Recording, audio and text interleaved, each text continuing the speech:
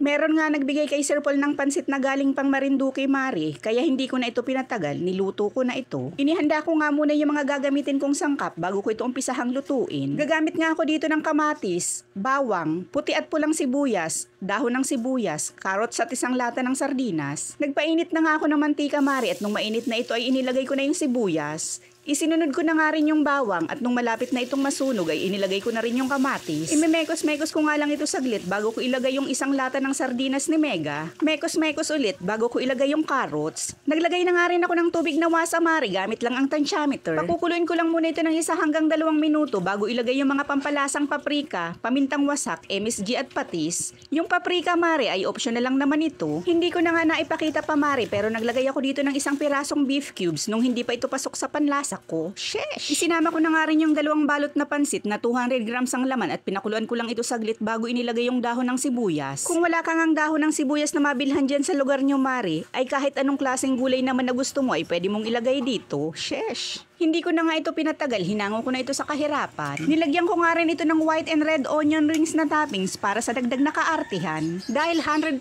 na Pilipino tayo, of course, dito sa Pinas, inuulam ang pansit, char. Nilagyan ko nga rin pala ng kaunting kayin yung kakainin ko para mas lalo tayong ganahan kumain. Yun lang, kain tayo mga mare. Sheesh!